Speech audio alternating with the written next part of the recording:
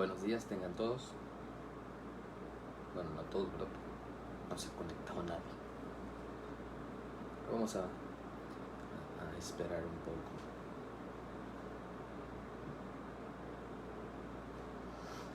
Que se vaya conectando la gente.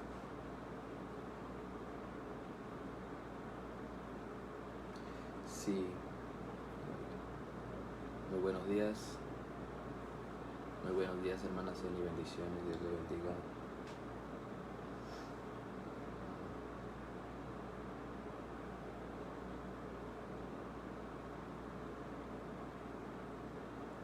Buenos días, buenos días.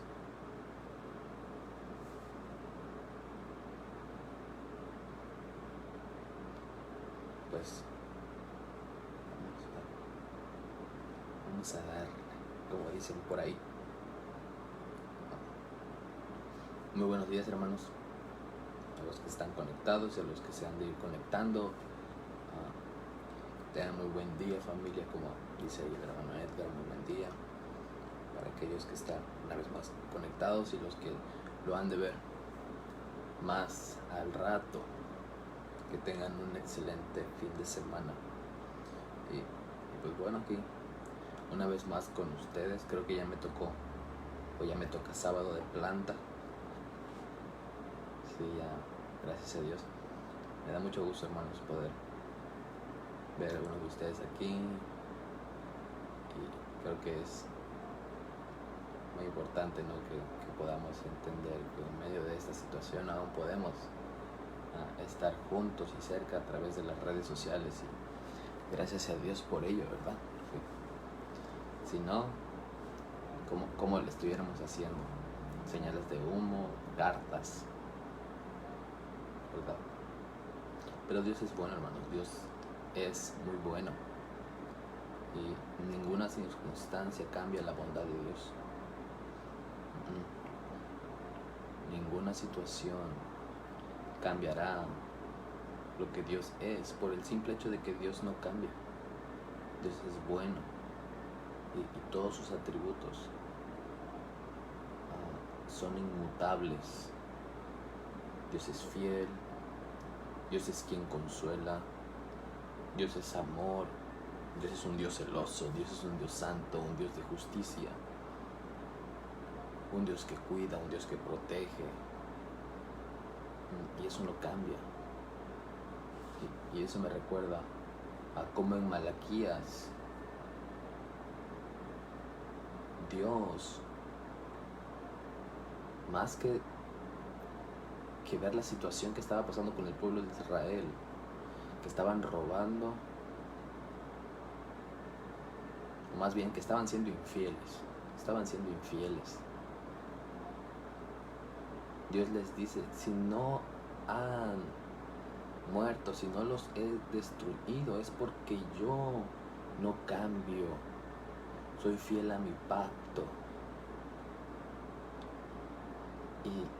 Y ese Dios que dijo eso hace mucho tiempo es el mismo Dios que tenemos ahora y el mismo Dios que tendremos mañana, la próxima semana, el próximo mes, el próximo año, y así por los siglos de los siglos. Nuestro Dios no cambia, hermanos. Y sabiendo eso, que Dios no cambia, hoy veremos una parte de que Dios es quien consuela, que tenemos un Dios que consuela en medio de las tribulaciones. Entonces me gustaría que oráramos para poder empezar. Señor, te damos gracias por este día y por tu bondad, y porque tu palabra, Señor, es la palabra profética más segura que nos anima y exhorta a seguir confiando en ese Dios que no cambia, en ese Dios que es inmutable, que permanece por los siglos, que es fiel para siempre para con su pueblo, por el simple hecho de que Él ha hecho un pacto consigo mismo por amor de su nombre. Ayúdanos, Señor, que en medio de esta situación podamos ver, Señor, ese consuelo de parte tuya. Ayúdanos, Señor, que en medio de esta situación podamos ser consolados por ti. Te amo, Señor, te amamos, Señor, y y ojalá que pronto podamos reunirnos para adorar y exaltar tu nombre como una comunidad, como un cuerpo, entendiendo, Señor, que cuando regresemos, Señor, será un día glorioso, será una probadita, Señor, de lo que haremos en el cielo. Gracias, Señor. Santifícanos en medio de esta temporada. Guíanos hacia tu voluntad, Señor, y hacia tu palabra de vuelta. En el nombre de Cristo Jesús. Amén. Buenos días, hermana Eloisa. Buenos días. Buenos días a todos. Entonces, como les decía, vamos a estar hablando un poco de Dios, pero ese Dios que consuela, ese Dios que en medio de las tribulaciones, en medio de las situaciones adversas, es nuestro consuelo. Y para eso, si tienen oportunidad, ahí en sus Biblias, en Segunda de Corintios, Segunda de Corintios 1, Segunda de Corintios 1. Y antes de irnos a los versículos de un solo golpe, esta es la segunda carta de Pablo a los Corintios, ¿no? Ya vimos en la primera carta lo que Pablo trata en esa iglesia, y es que hay mucha división, hay mucha confusión en cuanto a qué deben de hacer. Pues son personas en Corintios, son personas nuevas que vienen de una ideología pagana y ahora se convierten al cristianismo y tienen muchas dudas que qué han de hacer, cómo han de comportarse.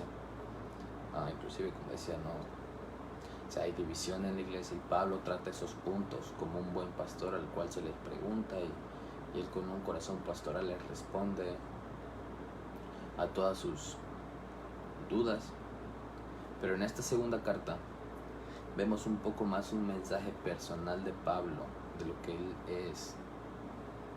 Y en esta segunda carta, Pablo escribe con gran dolor, con tristeza, por una cuestión principal, y es que ponen en duda su ministerio apostólico. Esta misma iglesia, la cual antes Pablo ya había ido a servirles para responder sus dudas, o les había escrito una carta con un corazón pastoral para responder sus dudas, ahora ellos están dudando del llamamiento que él tiene y del ministerio apostólico que él tiene. Y podemos ver quizás otras cuestiones de falsos profetas, falsos maestros, pero una cuestión principal es que este grupo de personas se está poniendo en duda, está dudando del ministerio del apóstol Pablo.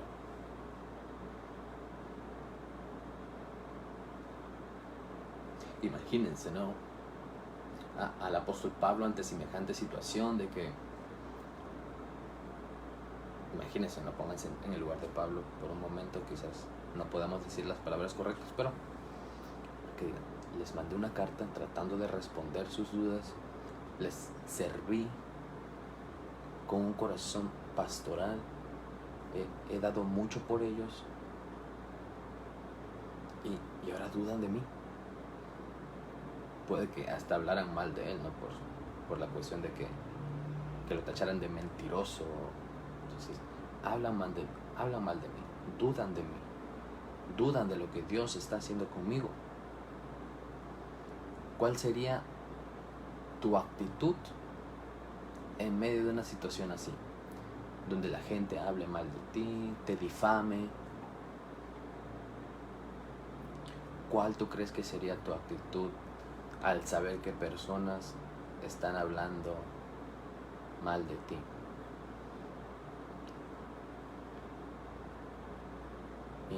Y esto es algo que igual nosotros debemos de tener mucho cuidado, de nosotros hablar mal de otros. porque es un pecado. Es un pecado la murmuración, del cual hay que arrepentirnos. Y nadie está excepto de ello, ni yo. Sí, yo, Felipe Pliego. Así que tengamos cuidado, debo de tener cuidado de cómo hablo de las personas. Ten cuidado de cómo hablas de las personas por lo poco que conoces. Porque me pasó, o sea, creo que muchas veces hablamos conforme a lo poco que conocemos y no indagamos un poco más. Y creo que era lo que estaba pasando con este pueblo de Corinto. No indagó un poco más, simplemente se dejó llevar por lo que falsos maestros les estaban diciendo, y empezaron a dudar del apostolado de Pablo. Entonces, ¿cuál sería tu actitud en medio de esta situación? ¿Cuál tú crees? ¿Cómo te comportarías? ¿Cómo te comportarías sabiendo que alguien está hablando mal de ti? Normalmente nos enojaríamos, nos sacaríamos de onda, diríamos, pero he pasado tiempo con esa persona y ahora habla mal de mí, dice cosas que no son de mí. Y si te lo han hecho, perdona. Pero si tú lo has hecho, pide perdón. Si tú has hablado de otra persona, ve para con tu hermano, háblale por teléfono y pídele perdón. Quizás esa persona no sabe, o quizás esa persona se enteró. Entonces, pide perdón. Pide perdón. No para sentirte bien contigo mismo. Pide perdón. No para que tu conciencia esté tranquila. No, pide perdón por obediencia a Cristo. Pide perdón por amor a Dios y obediencia a Dios. Entonces, si vemos que alguien habla mal de nosotros, quizás nos enojaríamos, nos sacaríamos de onda. Inclusive nos dejaríamos llevar quizás por la pasión de defender nuestro nombre. No, ahorita voy a postear que a esa gente que está hablando mal de mí. No. Y quizás como indirecta, ¿no? O sea, no. Hay gente que no me conoce, pones en el Facebook, ¿no? Gente que no me conoce y no pasa tiempo conmigo y está hablando mal de mí. Esa gente no sabe quién soy. Pero hay otras personas que sí invierten tiempo en mí y saben lo que soy. Entonces esas personas no hablan mal de mí. Cosas así. Imagínense al apóstol Pablo, ¿no? Tratando de defender su ministerio en Facebook. Gracias a Dios no había Facebook en tiempos de Pablo. Entonces quizás nos dejaríamos llevar por esa pasión de defender nuestro nombre, con un sentido de orgullo, porque ¿cómo van a hablar de mí de esa manera? ¿No conocen quién soy?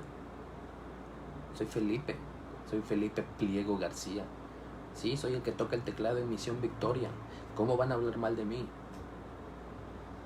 ¿Se imaginan a Pablo con esa actitud? Pablo pudo haber hecho eso, pues era un humano igual que nosotros, un pecador, y todos conocen la historia y el trasfondo de Pablo. Pablo pudo haber hecho alarde de todos sus reconocimientos, judío de judíos, maestro de la ley. Que no me conoces. Pablo pudo haberse llevado por esas emociones. Pablo pudo haberse llevado por esa pasión de defender su nombre a través de lo que él ha hecho.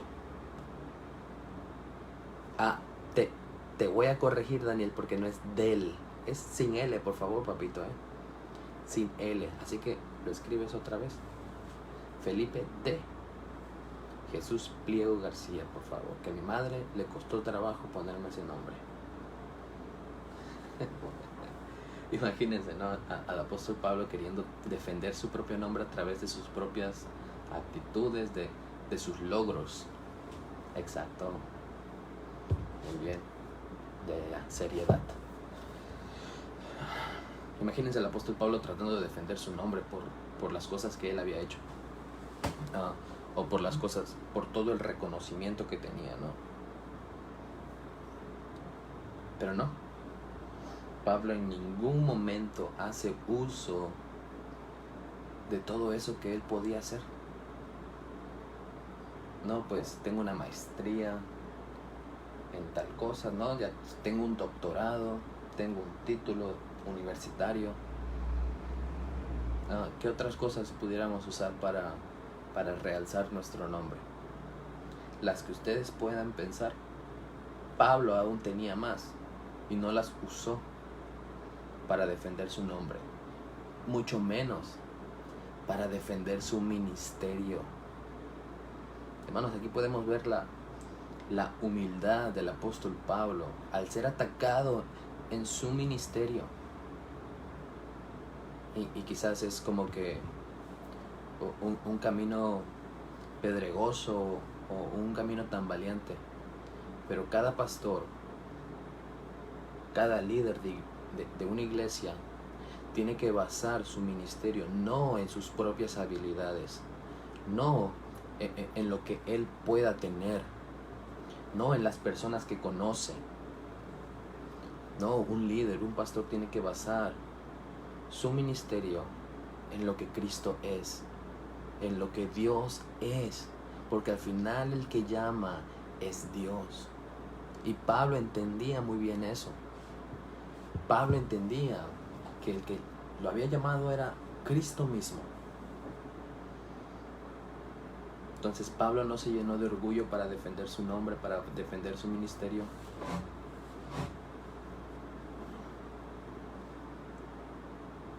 Pero tampoco evadió la responsabilidad de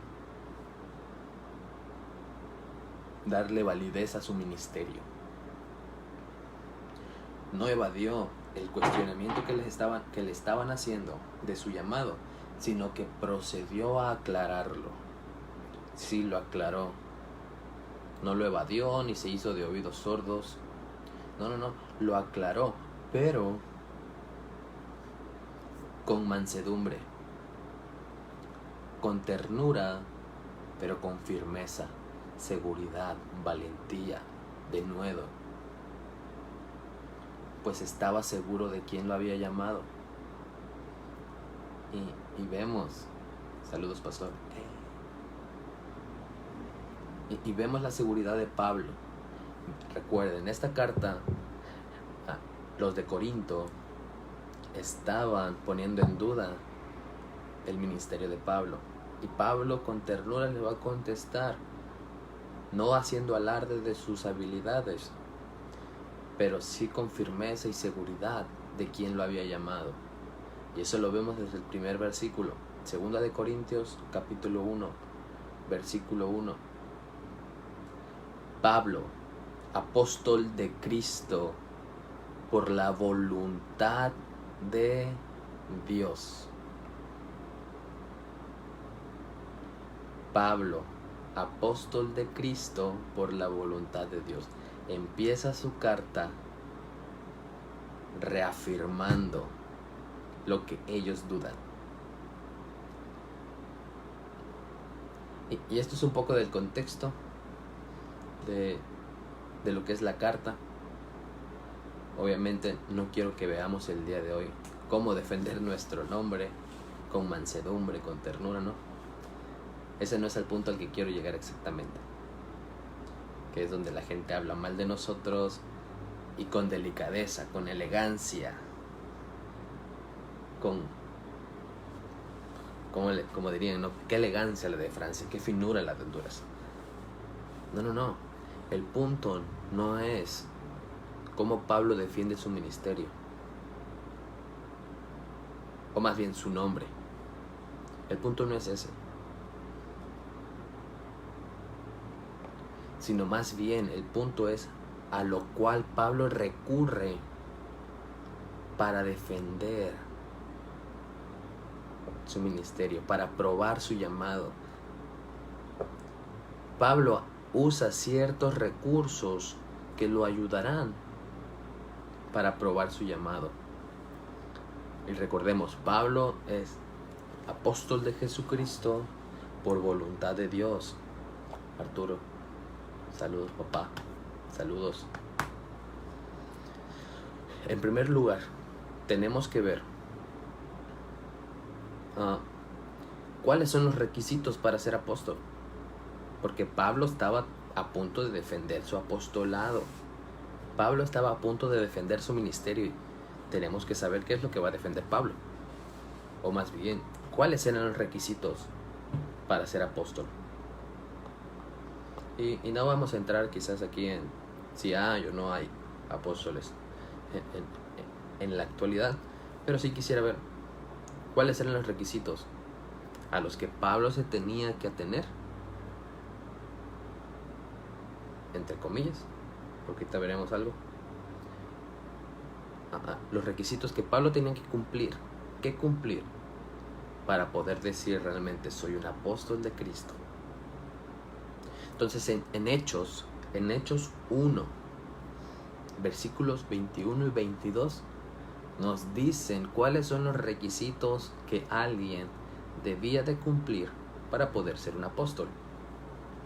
Y dice Hechos 1, 21, 22, por tanto, es necesario que los hombres que nos han acompañado todo el tiempo que el Señor Jesús vivió entre nosotros, comenzando desde el bautismo de Juan hasta el día en que de entre nosotros Jesús fue recibido arriba en el cielo, uno se ha constituido testigo con nosotros de su resurrección. Entonces vemos que aquel que era un apóstol o llamado apóstol era una persona que había estado con Jesús en su ministerio terrenal. Había caminado con Cristo todos esos años que Cristo invirtió para enseñarle a sus discípulos, comenzando desde el bautismo de Juan, desde que fue bautizado hasta el día que fue ascendido al cielo, que fue recibido arriba en el cielo. Y aparte había sido testigo ocular, había sido constituido testigo, él había visto la resurrección. Entonces, ¿por qué creen que vemos estos requisitos? ¿Por qué creen que los menciono? Los menciono porque Pablo no los cumple. Pablo no estuvo con Cristo y con los discípulos desde que Jesús fue bautizado, fue crucificado, fue resucitado y ascendido. No, Pablo no pasó por ese proceso. Entonces, ¿cómo Pablo va a probar su ministerio? Pablo, en cierto modo, no cumple con estos requisitos que vemos en Hechos.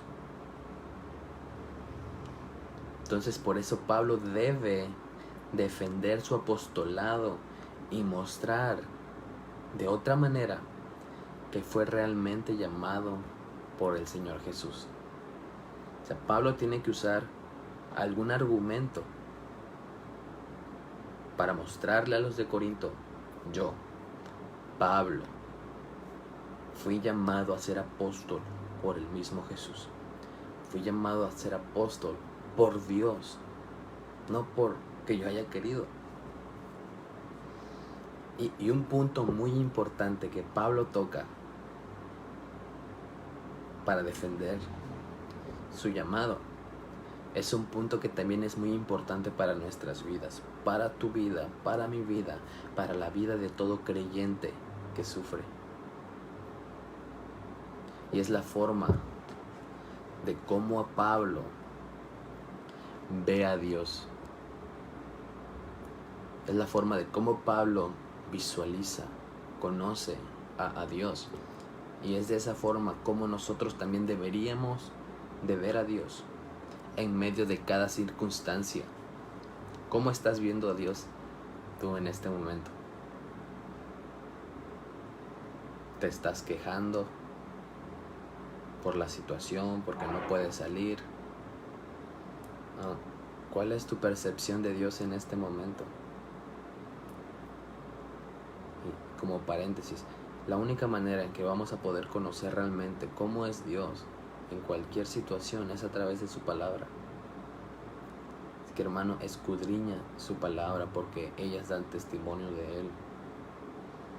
Creo que es algo que debemos de hacer continuamente, estudiar las Escrituras para conocer cada parte, o más bien, cada atributo de Dios, que nos va a ayudar en las distintas situaciones. Entonces Pablo va a usar un punto que es muy importante para nuestra vida también. Y ese punto es que tenemos un Dios consolador, misericordioso. Tenemos un Dios consolador, un Dios que consuela. Y de hecho así es como quizás si puedes leer, pues así, ¿no? El Dios que consuela. Y es a ese punto, o uno de los puntos, pero veremos ese en específico, al cual Pablo se aferra para hablar de él y mostrar su llamado. Entonces, segunda de Corintios, capítulo 1, versículo 3 y 4. Y dice así: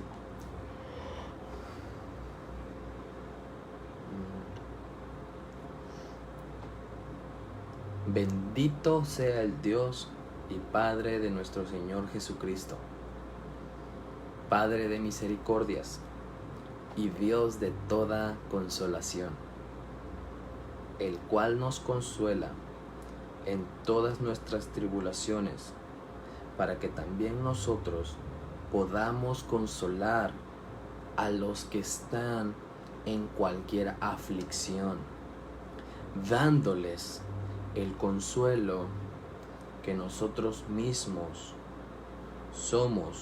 con que nosotros mismos somos consolados por Dios.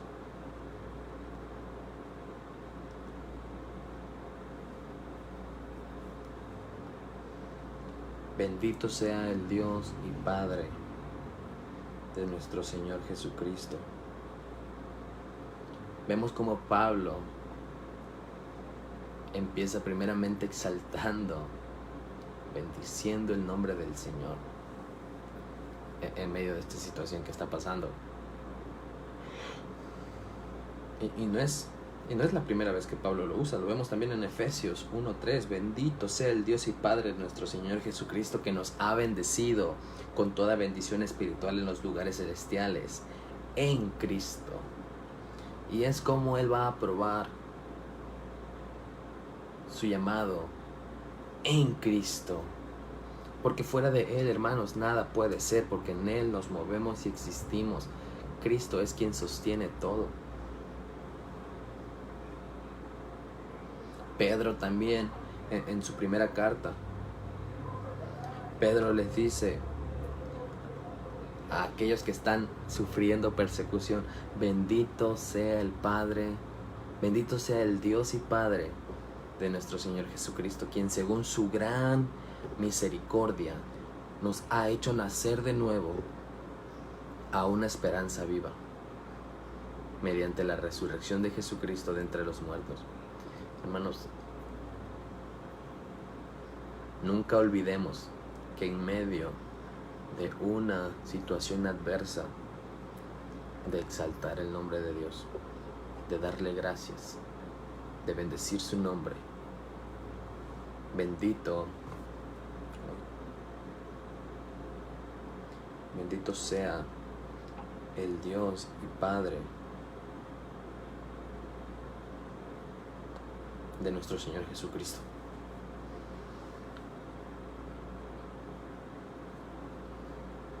Y continúa diciendo Pablo: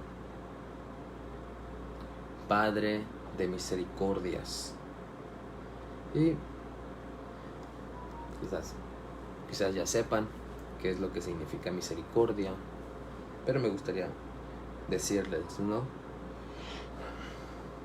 Misericordia es una inclinación a sentir compasión por los que sufren y ofrecerles ayuda. O cualidad de Dios en cuanto a ser perfecto, por lo cual perdonan los pecados de las personas. Vemos que Pablo hace uso de este lenguaje, Padre de misericordias. Y no debemos de olvidar, hermanos, que nuestro Dios es un Dios de misericordia, que nos ofrece misericordias nuevas cada mañana.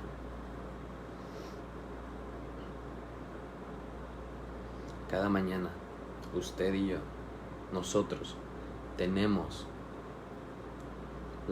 una misericordia nueva de parte del Señor para poder arrepentirnos de nuestros pecados y encontrar el perdón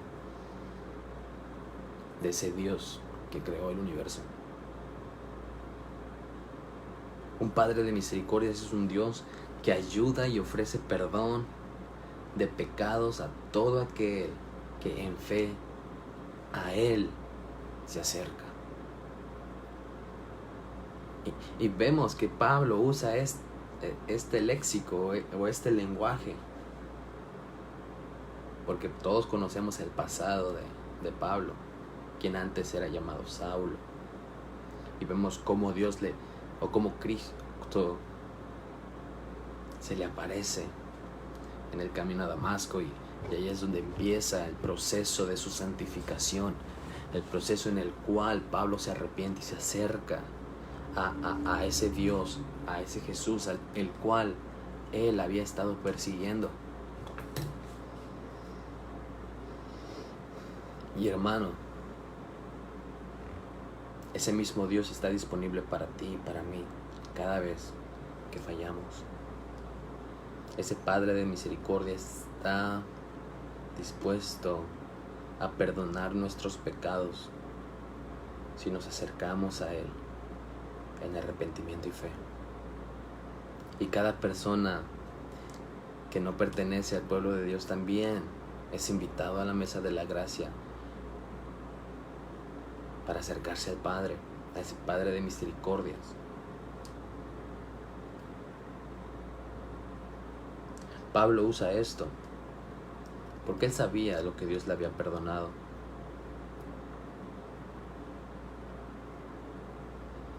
Dios olvida nuestros pecados, pues dice que todos ellos los tira al fondo del mar y para no acordarse nunca más de ellos.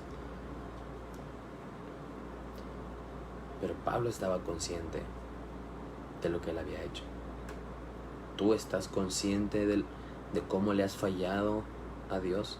¿De cómo lo has traicionado? ¿Estás consciente que has hecho traición cósmica? Me gusta esa palabra, cósmica. Porque al final, Dios es creador de todo el cosmos, de todo el universo, por medio de Cristo. Y es a ese Dios, es a ese Cristo, al cual cuando nosotros pecamos, cuando tú pecas, cuando yo peco, le fallamos. Entonces Pablo está diciendo Padre de misericordia para poder denotar el amor de Dios, para perdonar nuestros pecados. Lo único que tú y yo tenemos que hacer es acercarnos en arrepentimiento y fe. Porque cuando nos acercamos a ese Dios misericordioso, a ese Padre misericordioso, con arrepentimiento y fe, y recalco mucho arrepentimiento y fe porque muchas veces olvidamos que ese Dios que es trascendental, que está sobre todo, pero que también es personal,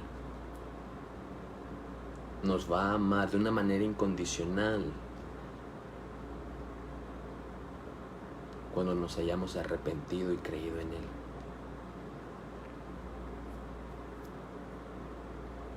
Así que, si hay una cuestión de tu vida y de mi vida que tenemos que arreglar es: Señor, ayúdame a arrepentirme.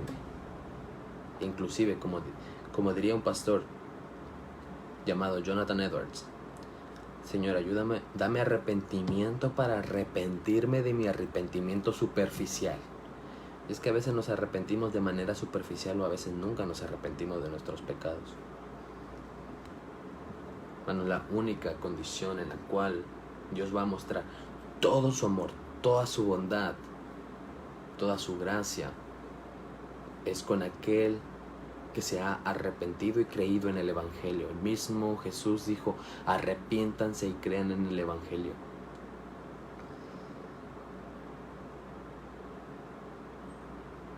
Y todo aquel que se arrepiente y cree en Cristo y cree en el Evangelio, Dios lo va a tratar con bondad, amor y ternura. Porque ahora son sus hijos, ahora son su pueblo, ahora son su iglesia, ahora le pertenecen a ese Padre de misericordias.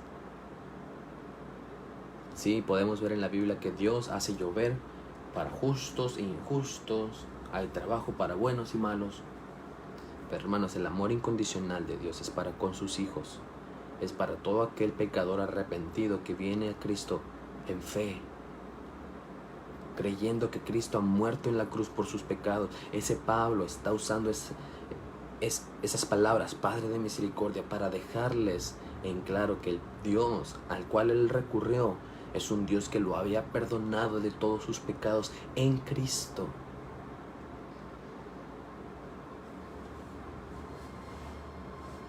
No olviden, hermanos, que Dios no solamente nos ha salvado del infierno, Dios nos ha salvado de Dios mismo. Sí, puedes quedarte así como que, ¿qué? ¿Cómo? Hermanos, ¿qué pasaría si tú y yo morimos sin Cristo? Tú y yo tendríamos que pagar por cada pecado que hemos hecho en contra del Dios Santo. Tú y yo tendríamos que pagar cada gota de sangre que Cristo derramó. Tú y yo recibiríamos la ira, que no es un atributo de Dios, déjame decirte, pero es una expresión de su santidad. Porque, hermanos, Dios no puede ver el pecado. Entendemos la primera parte que Pablo usa, Padre de misericordias, pero acordémonos de la contraparte. Dios es un Dios santo, que si no vienes en arrepentimiento y fe, tú tendrás que pagar por tus propios pecados. Si no te arrepientes de ellos.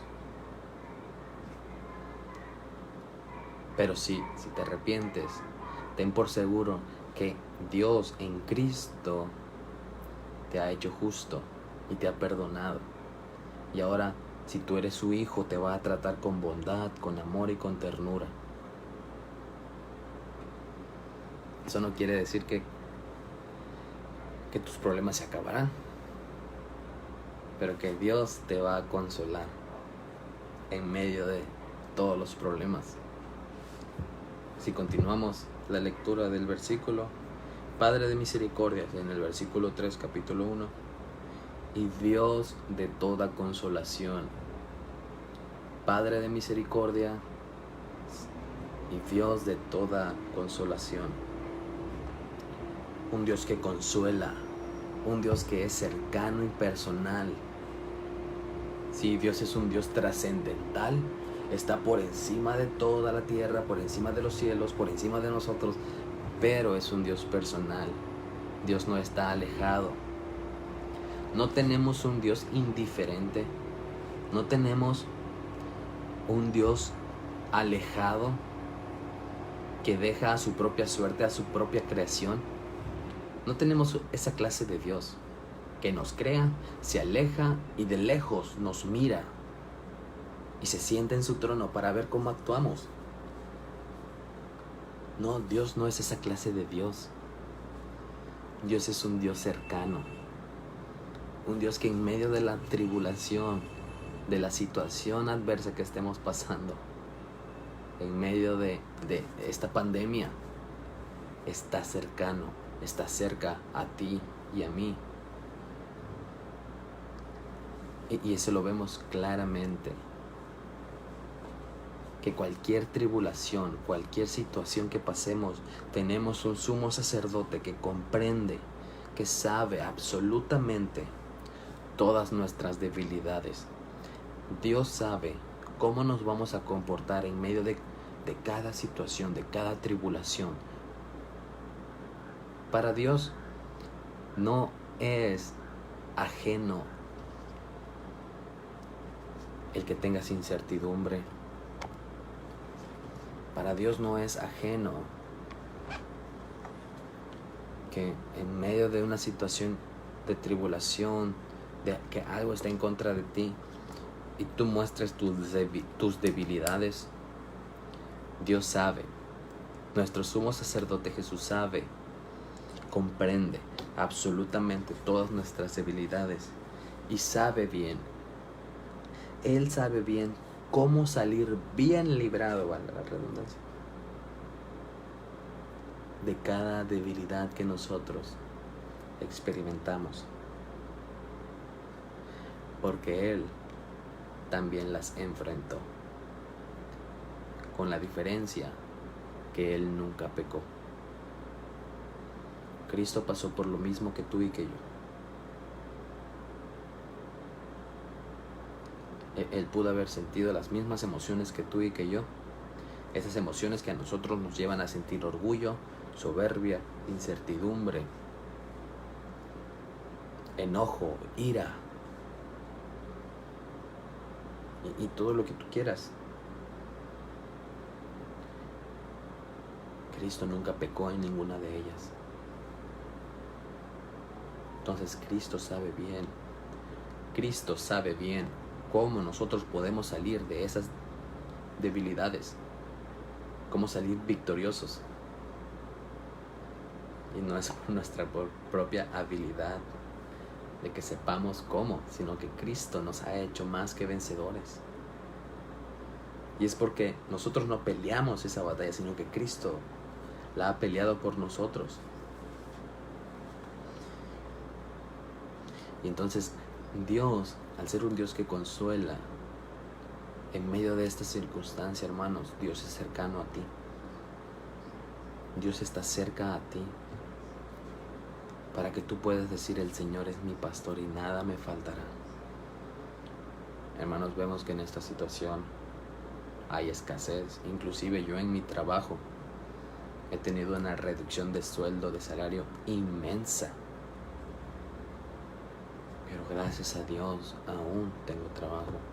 Y Dios me consuela en ello y me recuerda que inclusive lo que yo hago no debo de hacerlo por el dinero, sino por el amor a la enseñanza. Y Dios es tan sabio que aunque yo no pueda ver a futuro lo que esto va a cambiar en mí, que tú no puedas ver a futuro lo que esto va a provocar en ti, obviamente en algo, en cuestión positiva, Dios está en control. Dios va a usar todas las cosas para santificarnos. Ese Dios que nos consuele, que sabe cómo tratarnos con amor, con ternura y con bondad en medio de las tribulaciones, también nos recuerda que nos va a llevar por diferentes procesos para nuestra santificación. Hermano, no se olvide que aquel que empezó la buena obra en nosotros la va a terminar. Dios no va a dejar el trabajo a medias. Dios va a terminar ese proceso de santificación en nosotros para que un día podamos ser como Cristo. Y Pablo usa ese: Dios también me ha consolado porque yo también he pasado tribulaciones, el cual nos consuela en todas nuestras tribulaciones. Hermanos, la palabra que se usa en griego para consolación es una palabra similar a paracleto o paraclete, que significa aquel que se pone al lado para ayudar. Repito,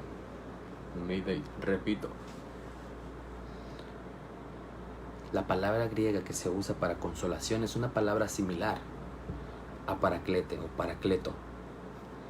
Y si sabes, paracleto significa aquel que se pone al lado para ayudar.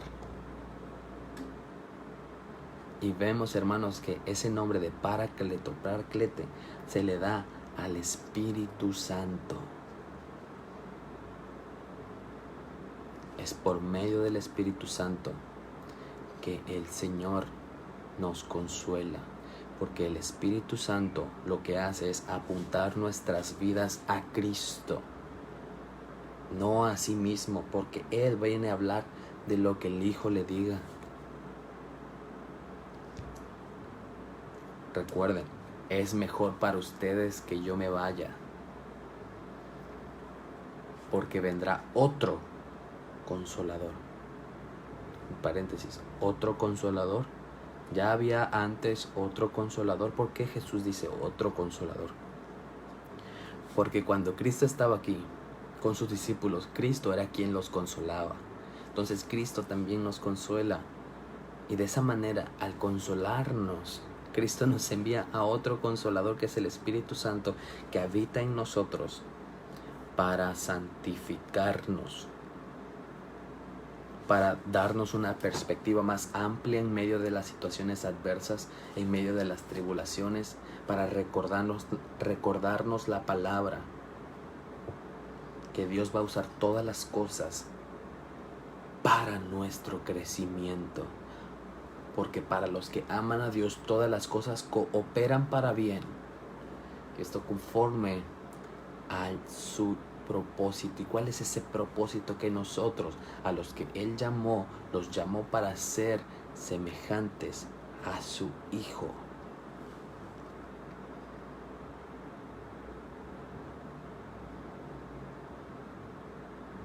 Y Dios de toda consolación, el cual nos consuela en todas, no dice en algunas, sino que en todas nuestras tribulaciones. ¿Qué estás pasando el día de hoy? Todos estamos pasando por la misma situación con esa pandemia, pero todos aquellos que hemos corrido, todos aquellos que hemos sido llamados a Cristo y hemos ido en arrepentimiento y fe, ese Dios te va a consolar, ese Dios me va a consolar, ese Dios nos va a consolar. Y Pablo aquí nos enseña que Dios vino a él en medio de sus tribulaciones, sufrimientos y angustias, para fortalecerlo e impartirle valor. Y de nuevo, no valor de que ahora vales mucho, no, sino valor, valentía. Pablo se agarra de este argumento para mostrarles a ellos: miren todo lo que hice en el pasado, miren mi currículum, el cual viene a ser nada, porque todo eso lo desecho por amor al conocimiento de Cristo. Vean cómo ese Dios en Cristo me ha perdonado todos mis pecados. Y quiero que tú veas en Dios, cómo Dios en Cristo ha perdonado todos tus pecados, ha perdonado todos nuestros pecados, por el único motivo de que Él, por amor a su nombre, por su propia voluntad, Él ha decidido salvarnos. Y Pablo usa otro argumento.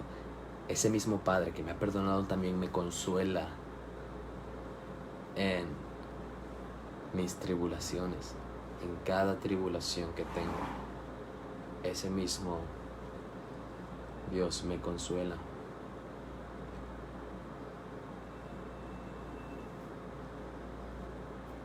Vemos que en la vida de Pablo, dice Pablo, ese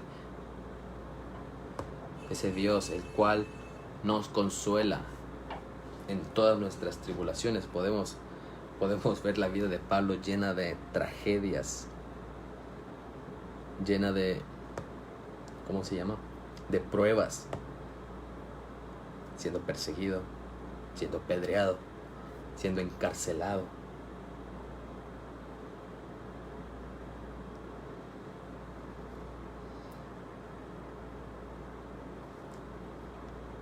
La vida de Pablo pasa por distintas pruebas en las cuales Dios mismo tiene que fortalecerlo y consolarlo, pues todas estas pruebas buscaban debilitarlo a él y debilitar su ministerio.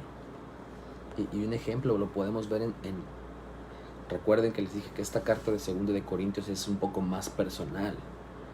Y Pablo en 2 de Corintios 12, del 7 al 9, él nos menciona algo que estaba pasando y que Dios lo usa para evitar que Pablo se gloríe en sí mismo, para que Pablo no se enorgulleciera de lo que él había experimentado. Y Pablo dice, Dios me mandó esto para hacerme más humilde. Dios quizás no nos está llamando en medio de esta situación a ser más humildes, a ser más generosos, a buscarlo más, a ser más responsables con nuestra vida de oración y de lectura, de comunión con el Señor.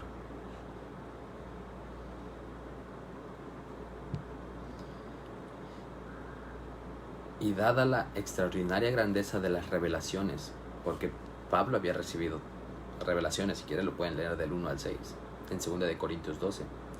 Por esta razón, para impedir que me enalteciera, que me enorgulleciera, me fue dado un aguijón en la carne, o me fue dada una espina en la carne, un mensajero de Satanás, que me abofeteara para que no me enaltezca. Acerca de este aguijón, acerca de esta espina en la carne, 3 veces he rogado al Señor para que me lo quitara. Vemos a Pablo en una situación difícil, no sabemos si realmente ese aguijón era una enfermedad. Lo más seguro es que sí, pero no especifica bien qué era ese aguijón en la carne. Pero Pablo 3 veces, hermanos, 3 veces le pide al Señor, quítame este aguijón. Y la respuesta de Dios para fortalecer a Pablo no fue, claro que sí, hijo, te voy a quitar ese aguijón, no te preocupes. Hermanos, en medio de esta aflicción, de esta tribulación, quizás si tú oras, Señor, ya que la pandemia se desaparezca, o que cierta enfermedad se vaya, quizás Dios te responda, te basta mi gracia, pues mi poder se perfecciona en la debilidad. Bástate de mi gracia, pues mi poder se perfecciona en la debilidad, hermano. Pablo está haciendo aquí muy claro de que Dios no le iba a quitar ese aguijón. Por más que Pablo pataleara y llorara, no se lo iba a quitar. Pues 3 veces le rogó al Señor que lo hiciera. Y la respuesta del Señor tan sabia es, y es la misma respuesta que nos consuela a nosotros en medio de la tribulación, hermano. El Señor dice en su palabra, bástate de mi gracia.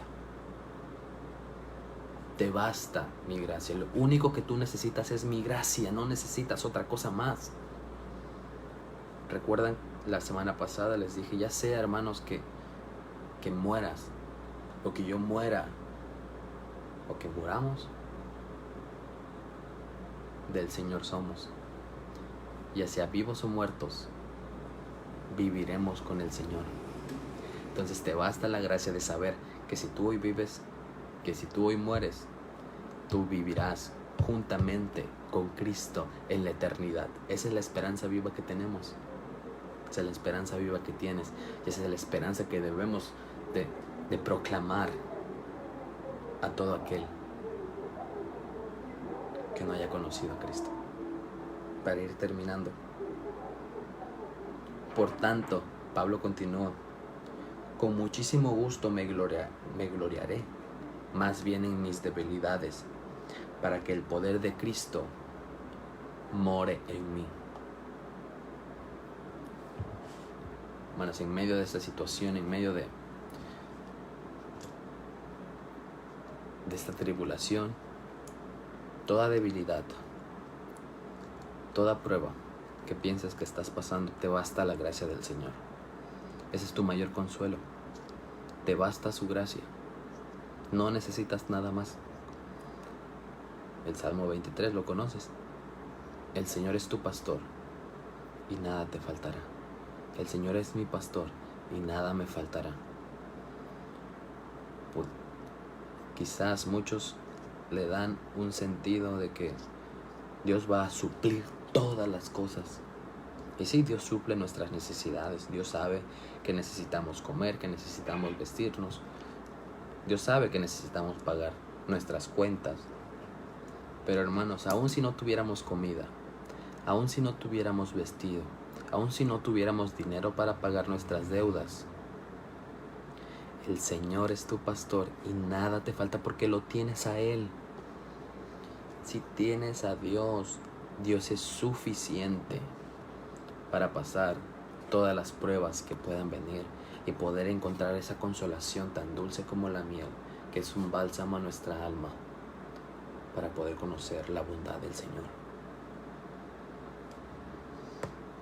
Y hermanos, quizás por tiempo, para ya no extendernos más, porque todavía nos queda otra parte que dice: sí, ese Padre de misericordias y Dios de toda consolación, el cual nos consuela en todas nuestras tribulaciones, hermanos, para que también nosotros podamos consolar a los que están en cualquier aflicción. Hermanos, en este momento hay muchas personas en aflicción, en tribulación, creyentes y no creyentes.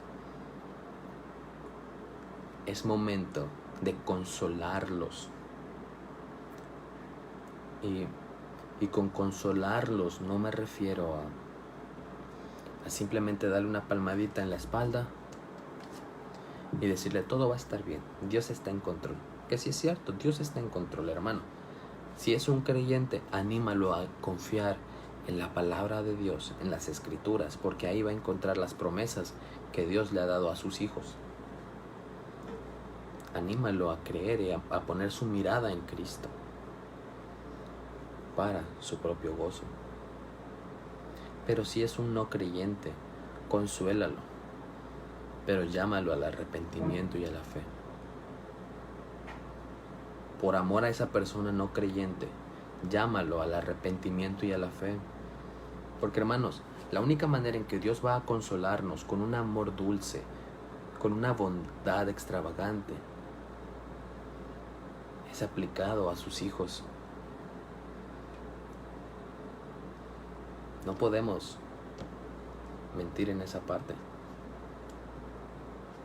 Entonces, si quieres consolar a un no creyente, llámalo al arrepentimiento y a la fe para que él pueda venir a ser parte de la familia de Dios y gozar de todas las promesas que el Señor le ha prometido a su pueblo, a su iglesia, a sus hijos, a sus ovejas.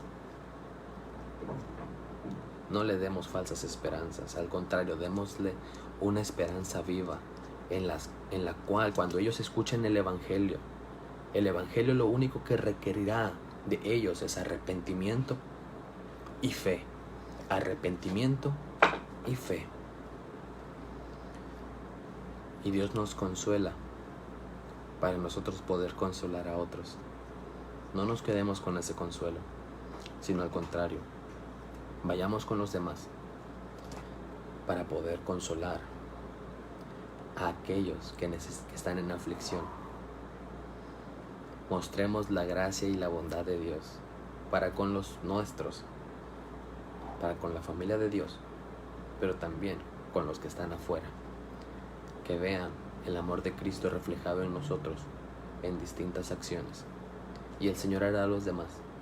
Llámalos a Cristo, que vengan en arrepentimiento y fe, y el Espíritu Santo se encargará de convencerlos, de darles el arrepentimiento para que puedan ser parte de esta familia.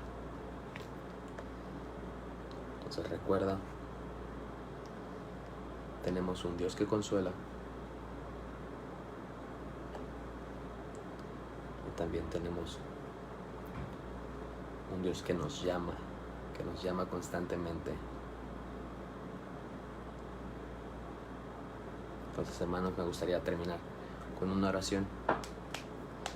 Yo espero, hermanos, que esto sea de bendición para ustedes. Recuerden que nuestro Dios es un Dios de consolación. Ese mismo Dios que consolaba a Pablo nos consuela a nosotros. Y ese mismo Dios que nos consuela a nosotros nos ha llamado para consolar a otros que están en aflicción. Así como Pablo consolaba a los de Corinto, porque tenían ideas medias raras y tenían problemas y confusión y todo. Así también nosotros consolemos a aquellos que nos rodean. Señor, te damos gracias por este tiempo. Gracias por enseñarnos en tu palabra que eres un Dios de misericordia, un Padre de misericordias y un Dios de toda consolación. Gracias porque en tu Hijo Jesucristo, en tu Hijo amado, tú nos has dado consolación, nos has dado perdón de pecados a todo aquel que se acerca a ti en arrepentimiento y fe. Te pedimos, Señor, que en esta situación, en esta temporada, nos ayudes a dar de esa consolación con la cual hemos sido consolados nosotros de tu parte. Ayúdanos, Señor, a ir con personas que necesitan no solamente el alimento físico, sino también el alimento espiritual. Te damos gracias por ello, Señor, porque tú eres bueno y bondadoso y tu amor nunca cambia. Eres inmutable y esto nos debe de dar la seguridad de que tú sigues consolando a tus hijos, a tu iglesia, a tu pueblo. Que aunque eres un Dios trascendental, eres un Dios personal y cercano, que no nos deja nuestra suerte, sino al contrario, te acercas a nosotros para darnos ánimo. Te lo pido en el nombre de tu Hijo Jesucristo. Amén. Amén. Hermanos, tengan un excelente día. Cuídense mucho y espero que nos podamos ver pronto para adorar a nuestro Dios juntamente. Hasta luego.